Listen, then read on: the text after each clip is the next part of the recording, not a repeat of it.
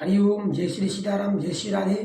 आप सभी प्यारे भक्तों को, प्यारे संत समाज को प्यार भरा राधे राधे।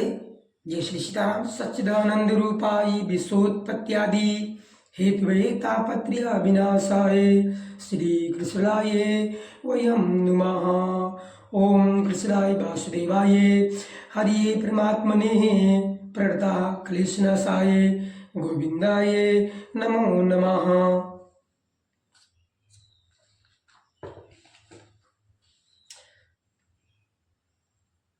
सच्चिदानंद स्वरूप भगवान श्री कृष्ण को हम नमस्कार करते हैं, जो जगत की उत्पत्ति और स्थिति, विनाश के हेतु तथा आध्यात्मिक, आदि दैविक और आदि भौतिक तीनों प्रकार के तापों को नाश करने वाले हैं। धुंधुकाली की कथा का रसापान आप लोग कर रहे हैं श्रीमद् भागवत महापुराण से। आगे देखिए आज की कथा।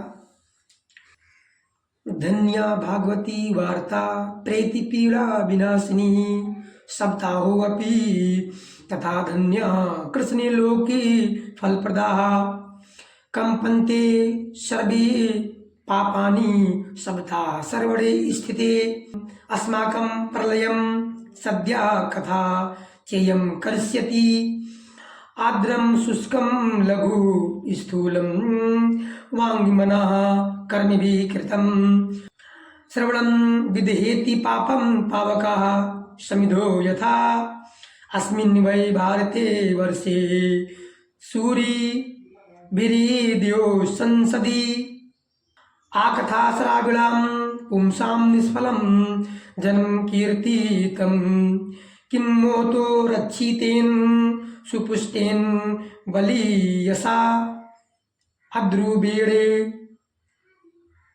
शरीरेणे सुखशास्त्रे कथां विना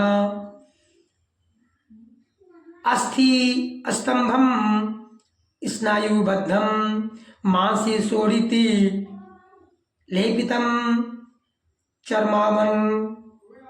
चर्माओनध्यं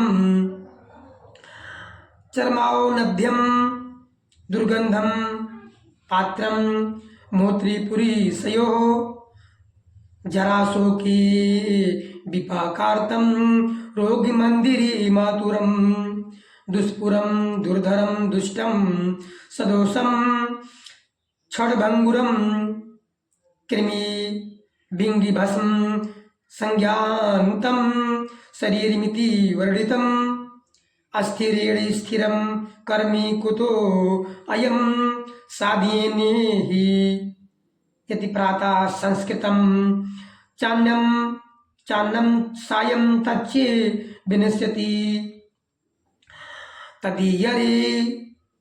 तदीयरसे संपुष्टे काये नाम नित्यता। यह प्रेत पीला का नाश करने वाली श्रीमद् भागवत की कथा धन्य है तथा श्री कृष्णचंद्र के धाम की प्राप्ति कराने वाला इसका सप्ताह यज्ञ पारायण भी धन्य है। जब सप्ताह श्रवण का योग लगता है तब सब पाप ठर्रा उठते हैं कि अब ये भगवान की कथा जल्दी ही हमारा अंत कर देगी। जिस प्रकार आग गीली सूखी छोटी बड़ी सब तरह की लकड़ियों को जला डालती है, उसी प्रकार ये सप्ताह श्रवण मन वचन और कर्म द्वारा किए हुए नए पुराने छोटे बड़े सभी प्रकार के पापों को भस्म कर देता है। विद्वानों ने देवताओं की सभा में कहा है कि जो लोग इस भारतवर्ष में श्रीमद् भागवत की कथा नहीं सुनते उनका जन्म वृथा ही है।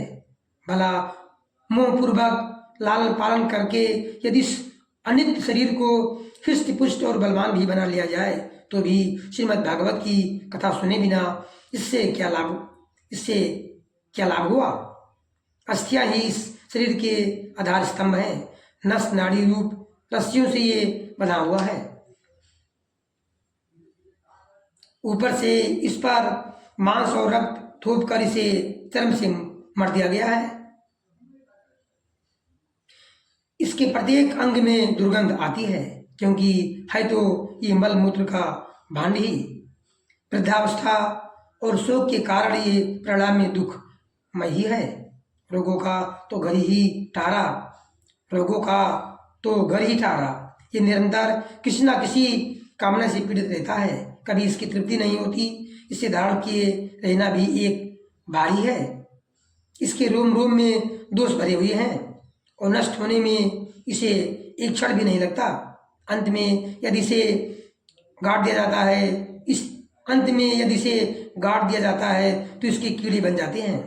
कोई पशु खा जाता है तो यह अविष्टा हो जाता है, और अग्नि में जला दिया जाता है तो भस्म की ढेरी हो जाती है। ये 3 ही इसकी गलतियां बताई गई हैं। ऐसे अस्थिर शरीर से मनुष्य अविनाशी फल देने वाला काम क्यों नहीं बना लेता? जो अन्न प्रातःकाल पकाया जाता है वही सायंकाल बिगड़ जाता है। फिर उसी की रस से पुष्ट हुए शरीर की नित्यता कैसी? श्रीमद् भागवत कथा का श्रवण करना, सप्ताह यज्ञ पारायण, 7 दिन तक श्रीमद् भागवत महापुराण सुनना पढ़ना, यही सब कुछ है। प्रभु को संकेत भी यही है कि मेरा चिंतन, कथा कीर्तन, मेरा ध्यान, नाम जप मनुष्य को कभी भी नहीं भूलना चाहिए। इसलिए हम सब मिलकर के प्रभु का कीर्तन, संकीर्तन, नाम जप, भजन और कथा अवश्य करें। इससे मन को शांति मिलती है और हम सबका बेड़ा पार हो जाता है। प्रभु हम सबको अपना भक्त समझकर अपना लेते हैं। हरे कृष्ण कृष्ण कृष्ण हरे हरे, हरे राम राम राम हरे हरे। आप सभी का बहुत बहुत धन्यवाद। पूरी कथा का आनंद अवश्य ले। बस थोड़ा थोड़ा कथा में आप लोगों से कह रहा हूं। यदि आप लोग चाहें तो कमेंट में कुछ भी सुझाव दे सकते हैं।